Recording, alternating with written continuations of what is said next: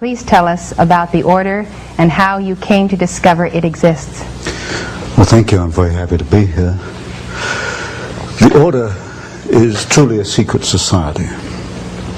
It was founded in the United States at Yale University in 1833. It has continued and exists down to the present day. Each year, the order takes in 15 men, senior students from Yale University. Never more than 15, only once has it been less than 15. In 1946, they took in, I think, 10 rather than 15 members.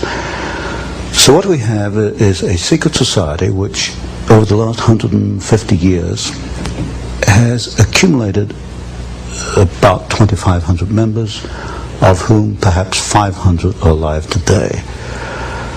Of this 500, perhaps 100 are actively in pursuit of the objectives of the order. It's not another college fraternal society. Yale University is the only university in the United States, or indeed the world, which has senior societies. These are societies where the 15 are selected in the junior year and actually are initiated at the beginning of the senior year. They stay on campus only 1 year as members. They are called knights. When they graduate, they leave the university, they go out into the world, then they're known as patriarchs.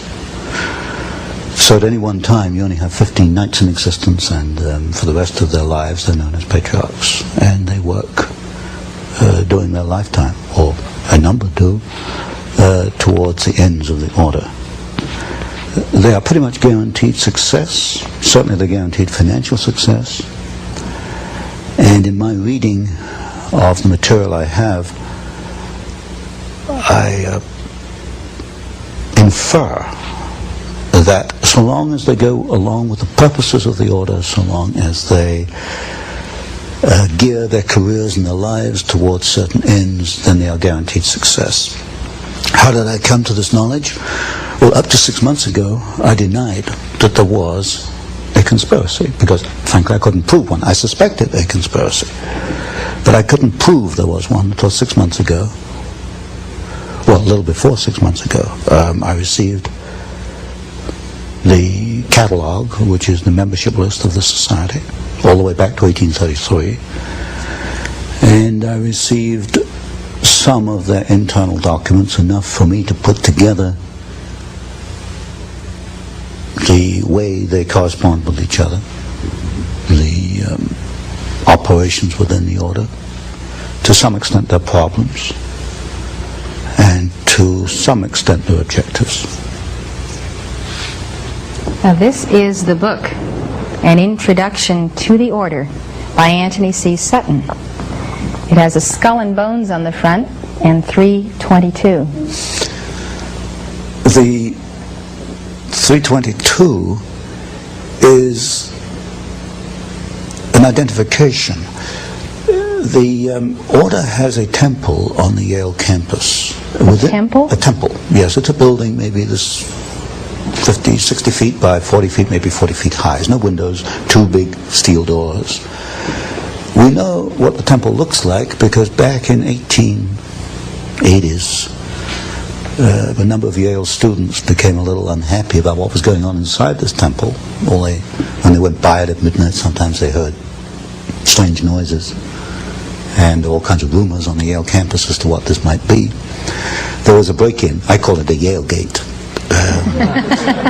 There was a break-in to the temple, and the students who broke in cataloged what they found, and they made a drawing, a design of the interior of the temple. And 3 of the rooms are numbered. One is 322, one is 323, and one is 324. 322 is also, I suspect, the chapter number. And also in correspondence between members, they conclude their correspondence where you and I would conclude yours truly or yours sincerely. They conclude yours in 322. Why 322? There are several theories for this. One is that the order originated with Demosthenes the Greek in 322 BC. That's one theory. Another one is that it stems from the founding date in the United States, which was 1832. So really we have the last two numbers, 32, the second chapter founded in 1832. The skull and crossbones are prominent in their ceremonies, initiation ceremonies. This is a symbol of death. Now, why would they take a symbol of death? Yes, from what I understand, when a new member is initiated, that would be in the senior year at Yale, he's placed within a coffin. Oh my. And now we only know this from the Yalegate papers. These, I call it Yalegate. And from the photographs we have of members inside the temple, many of these photographs are the 15 sitting around a table, and they have this skull and the crossbones sitting on the table in front of them. It is the symbol of death, and it has been called the Brotherhood of Death, and I think it probably more adequately should be called the Brotherhood of Death. So what I've had to do is look at the history, the biographies of the leading members of the order, and reconstruct their career and see if there's a common pattern in their careers. While doing that, I came across some interesting documents. Some members apparently are not too happy once they become involved with this after 10 or 20 years. One member in particular left a memorandum. He wrote it in 1932. It was buried away in his papers. I don't think anybody found it before I did. And it was a 6-page memorandum on the order, naming some of the members, and said it was the most sordid thing ever happened in the history of man. So, but to come back to my point, I have to reconstruct the objectives. What are the objectives? In the words of one member, might is right. If you have the power, you use it to achieve your objectives. What is the objective? As you look at the histories of individual members, it can only be one thing: to acquire power, to keep power, to use power for their own purposes. That year, that senior year, selects the next group from the junior class. Within the order, each group of 15 are known as clubs. I call them cells because they're very close to the Jacobin cell, the revolutionary cells, but internally they refer to them as clubs. Each club has an identifying number. For example, Averell Harriman is a very influential member of the order, the son of Edward Harriman, the railroad magnate. Harriman was initiated in 1913. His club number is D111. All the other 14 of D111 have died off. Averell Harriman is the only one left. To come to the other part of your question, who are some of the significant members? Today, 2 men stand out. One is Averell Harriman, who is the chief financial angel of the Democratic Party. The other is Vice President George Herbert Walker Bush. The Bush family is quite prominent within the order. Now, if you go back in history a little, you'll find that George Bush's father, Prescott Sheldon Bush, was also a member of the order. He was a member of Brown Brothers Harriman, which is the Harriman Private Banking Company. So today you've got 2 men who are supposedly in politics in opposition, Bush and Harriman, actually the members of the same secret society. And Bush's father was not only a member, he was a partner in what was then Harriman and Company, which later became Brown Brothers Harriman. So behind the scenes, and this is something you don't see until you investigate it, people who appear to be in opposition politically or financially or industrially or in many ways are working together. Other members might be William Buckley. Now, William Buckley became a member in 1949, but the preceding class to that was Bush, 1848. So you get Bush was amongst the 15 who selected Buckley, and Buckley's club, that 15, was the 15 that selected, for example, one of the new members for 50 was the Reverend Sloane Coffin Jr. The Reverend Sloane Coffin Jr. at Yale was at the core of the anti-Vietnamese war disturbances on Yale campus. This is typical. You'll find that men in the same society will take opposite positions in public. So you've got William Buckley, whom I call a House Conservatism member, but so is a man, for example, called Edwin Burt, who has a string of communist affiliations, which is about that long. And we'll get into this later. The method they use is that of the Hegelian dialectic. Thesis played against antithesis leads to a synthesis. In other words, for Hegel, for history to make progress, you have to have conflict. And when you look at the key people in the order, you will find that they generate conflict. So Bush and Harriman politically are conflicting. Coffin and Buckley, although part of the same order, are in public conflicting with one another because conflict leads to the new synthesis. Other prominent members, one of the most prominent was Howard William Taft, the only man to be both President and Chief Justice of the United States. The Taft family founded the order in the United States. There have been 8 members, 8 Taft family members within the order. Taft was probably the most prominent member around the turn of the century, 1910, 1920. Stimson, who was Secretary of War under Taft, then Secretary of State under Hoover, Secretary of War under Roosevelt. In other words, at that level, politics disappears, and people often wonder, why does a Democrat join a Republican administration? If you check back, you find often is not as a member of the order. So key people would be people like Taft, Stimson, Archibald MacLeish, who wrote the Constitution for UNESCO, also Librarian of Congress, the Bush family, the Walker family, and above all today, if there's a godfather in the order, it's Averell Harriman. Exactly what causes does the order espouse, and why are these divergent to those of our founding fathers? Well, the causes one can only deduce at this point from the operations of these men as individuals and working together. They want to acquire power above all. Power Political to do what? power. As you look at their actions, the political power is to bring about what they call a new world order, which is a one world.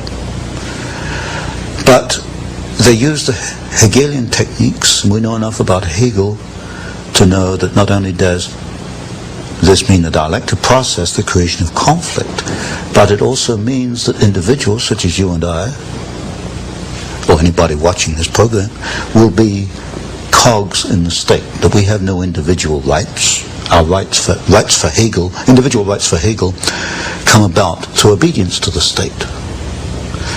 We see it in the educational process, which we'll probably talk about later, that we have adopted what I call a Hegelian system of education, which is not to bring out your innate talents, but to prepare you to be an individual cog in the state. Now, are you saying the members of the order believe this, and this is a part of their worldview?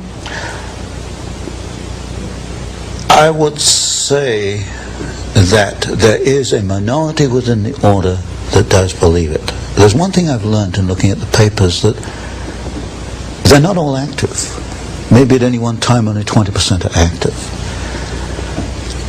Undoubtedly, the 20% that are active have this goal. If you look at Taft's great work, although as a president he hasn't accounted for very much in the literature, Taft's great work was to bring about the World Court, international law. International law in the World Court will be essential in the New World Order. If you take, for example, the career of Bush, Vice President Bush, when he was ambassador to the United Nations, he helped a process called Mondialization, which was a process by which an individual American city would adopt United Nations stature. In other words, it's a diminution, a dilution of U.S. sovereignty. So if you look at these individuals, Stimson is another very good example. Averell Harriman, certainly, in the way he's financed the Soviet Union, he's worked towards the build-up of the Soviet Union. If you look at these individuals and ask what is the common pattern is the creation of a one world. Now, supposedly, these people believe that they are great benefactors of our society, the wise men, those who are especially endowed to rule, and who also believe that the best interests of America happen to be their own best interests as well. I have never seen anything in their literature which leads me to believe that they have our individual rights in their hearts. What I do see in the literature and in the documents is a ruthless drive to acquire power for themselves and to help each other, because this is one of the tenets of the order, that if you have 3 men coming before you for a job, the preference absolutely goes to your brother in the order. This is, in my book, The Order, Introduction to the Order, I call these chains of influence, and I trace one pattern where Stimson brought the McBundy family into the War Department. Then the McBundys go on and become key people both in Department of Defense and in the Council on Foreign Relations. They help each other along the way. And when you get even a small number of men doing this, it can exert a very powerful force, a very powerful influence. So the basic assumption is that because they know what is best for America, the way to preserve that is to amass power to see to it that the destiny they envision comes to pass. My assessment is they're not thinking what is best for America, they're thinking what is best for the order. What is best for the order first. Is what is best for America. In their eyes. Order. Yes, in their eyes. Yeah. What's good for us has to be good for America, so we will remold America according to their pattern. That's right. Yes. It remains secret for 150 years because these people are under an oath not to talk about it. I understand that a member of the order may not remain in the room if it comes under discussion. Now, if I can elaborate on this a little bit, this poses a problem for Mr. Bush, because I write something called the Phoenix Letter, which is a monthly newsletter, and last November I began to open up. And a reader wrote to Mr. Bush and said, here's what Mr. Sutton says, are you a member of this order? And the letter the reader got back was very interesting.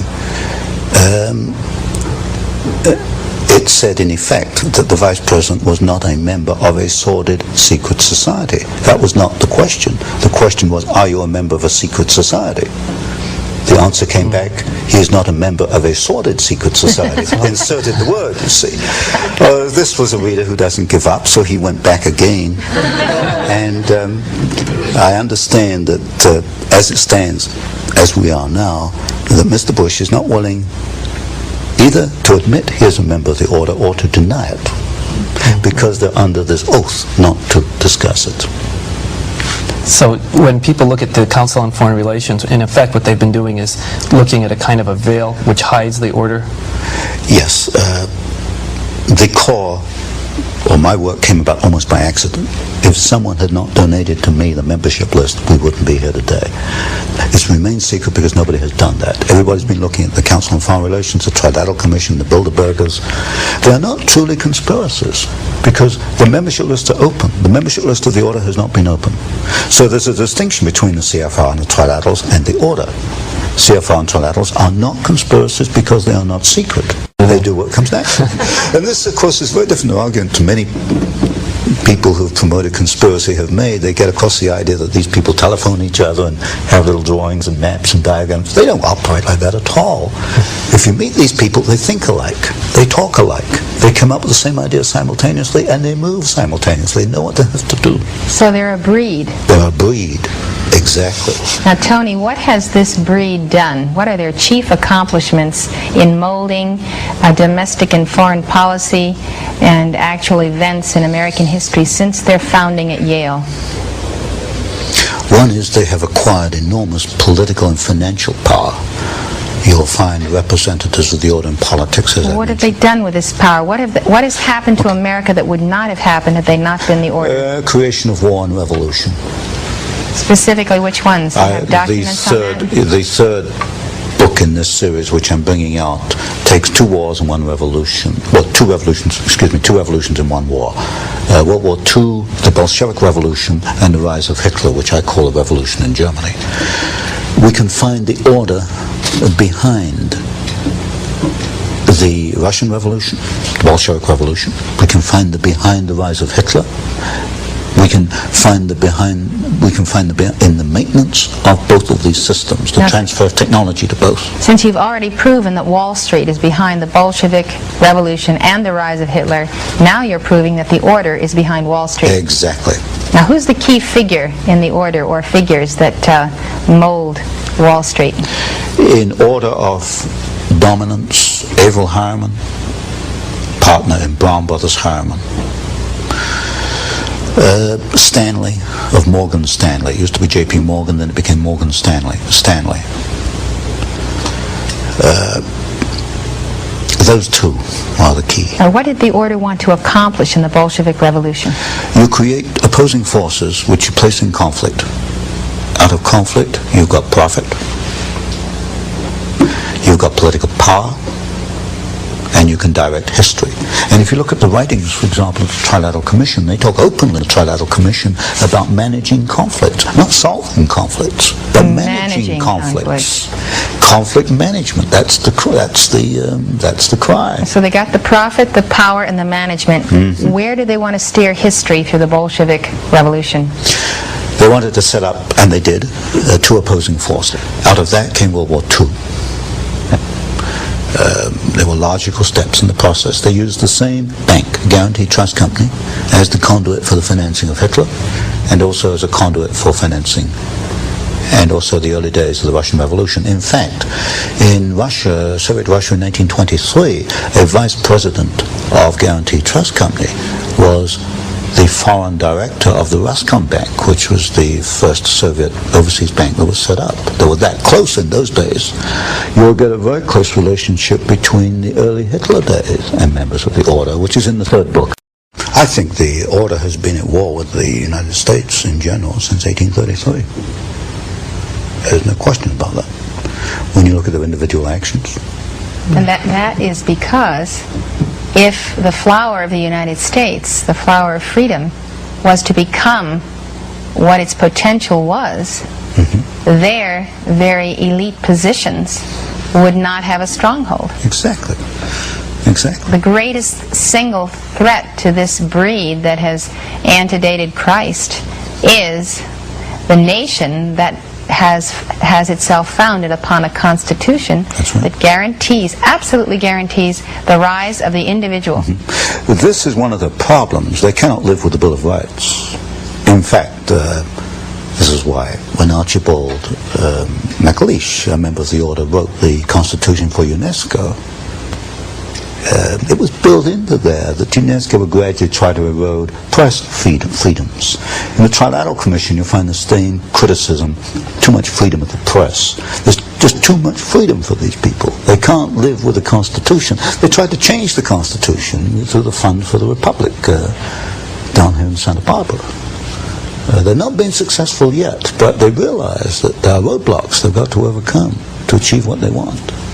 The most unfortunate thing to me is that when the people have coming at them from all directions this momentum of the Order, they turn and espouse the Order, or they let these people, or have in the past, become their idols, accept that they are an elite, accept that fact that they are superior, accept the projection from them to the people that they're superior. And today you will find people agreeing with the limitation of freedom in various sectors of this country for various purposes. That's a very unfortunate part of our society, that too many people are willing to abandon freedom for security, or what they see as security. You can get security in a Siberian gulag, but you can get freedom in Hitler's concentration camp. But too many people are willing to give up freedom for security. Too many people are willing to look at these people as miniature gods. And because they have achieved power, don't ask how did they get power. or what they're going to do with the power, but just the fact that they have power makes them a god, and therefore they worship them. This, to me, is unbelievable. People, I put in one of my books, we've got 20, 30 million degree holders in the United States. People who've earned a college degree, but they don't question the statements which are made by these people. Well, it's an amazing thing that people, educated people, can accept that the interference with private property rights, or with the press, or public assembly, or religion, free speech, the interference with that can somehow be necessary to the continuity of the republic, or the security of the nation. It's ridiculous. I can't answer for these people. All I hope is that they will examine their own consciences and their own mind. Well, Tony, I think that in conclusion, it's very important that we understand how you develop in your third book, which is about to come out, the development of conflict to produce war or peace that they're choosing, and how that has worked, let's say, in Vietnam, or in the situations that are occurring today in the Middle East, where there is great conflict. How is the order managing the conflict we see on the globe today? Well, it's, as I mentioned before, basically it is using the Hegelian dialectic. You establish one side, then you establish the other side, then you bring them into conflict, then you manage that conflict. So you establish Soviet Union, you establish Hitler, you bring them into conflict, World War II. By managing the conflict, you can control the next decade or so. And as I mentioned, we built up the Soviet Union. We're building up their China today, communist China. We're even going to send the military technology. So by 1990, 2000, we've established the two sides. We bring them into conflict. Now tell me, why does Reagan go along with these agreements with Red China, which he just did, to supply this technology? He's not a member of the order. Why does he respond to its stimuli? Because you've got a group within the administration who are members, who are connected with the order. When you get a group quite capable men working together, they can wear down opposition, they can erode opposition, because they're all kind of marching in step. If you get 3 men marching in step, they can do more than 20 men marching to their own step. Don't make my point here. And within the order, for example, or within the administration, you've got, for example, Mr. Bush, and the people around Mr. Bush, Mr. Baker, Chief of Staff in the White House. And gradually you've seen the weeding out of those individuals who are independent. They've either resigned or they've been moved out to other departments. So in effect the order has taken over very gradually and very carefully, without any fanfare. How is the order then managing the conflict in the Middle East? It's hard to believe that the Arabs or the Iranians or the Iraqis are actually under anyone's control except their own. I can't fully answer that today. Many of these questions you can only answer maybe 10 years later, when you can look at it in perspective. For example, I can look at Pearl Harbor today and see quite clearly a much different picture on Pearl Harbor than was put out in 1941. I can't look at the Middle East today and make too much sense, except you've obviously got two sides. You've got the Hegelian dialectic at work. You've got conflict being created, conflict being managed. The Marines go in, the Marines go out. Today, the Iraq is attacking the Iranian oil bases. You've got the deliberate two sides in these conflicts, the deliberate creation of conflict and the management of conflict. Put it this way, is Castro in Cuba because the order wants him there? Could I rephrase the question? Is Marxist Angola remaining a Marxist Angola because the order wants him? The answer there is yes. Because I know in Angola, the Gulf Oil Company is the biggest supplier of foreign exchange to Marxist Angola. Pull Gulf Oil out of there, there's no more Marxist Angola. I can't answer as clearly for Cuba. So Gulf Oil wants Marxism? Oh yes, it wants, undoubtedly. And Marxism supports Gulf Oil? Oh yes, in fact Cabinda, the Gulf Oil installation in Angola, is defended by Cuban troops. But you see, you've got an interesting phenomena. I think everyone should hear that one more time. I said Cuban troops. Cabinda, which is the Gulf Oil installation in Angola, Marxist Angola, is defended by Cuban troops. So here we have Cuban troops defending a capitalist so-called monopoly. capitalists. But one of the first things you learn in this business is forget about capitalism versus communism. That is absolute nonsense. The two are, behind the scenes, are hand in hand. It's a capitalist-communist conspiracy.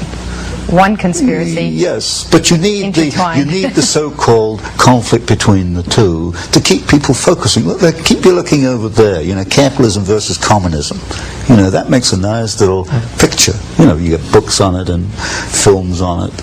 Capitalism versus communism. That's not where the action is. The action is over here. Well, what's the greatest single threat to the United States in terms of Central America, Nicaragua, El Salvador, the government of Mexico, that we need to be aware of in terms of an understanding that it is the order that is arranging things that are very detrimental to the future of this country? Well, there you have a complex picture.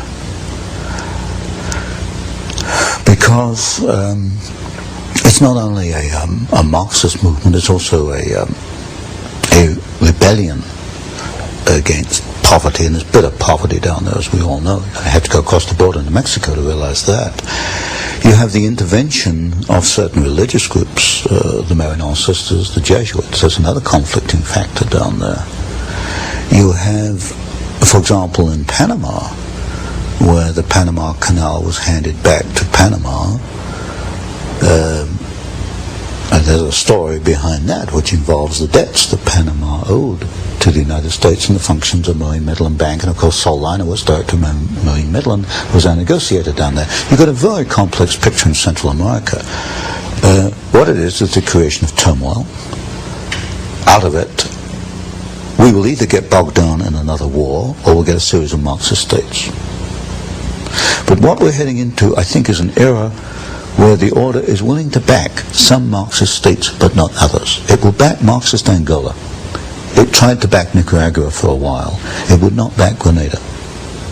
In other words, we're getting to a situation where there are good and bad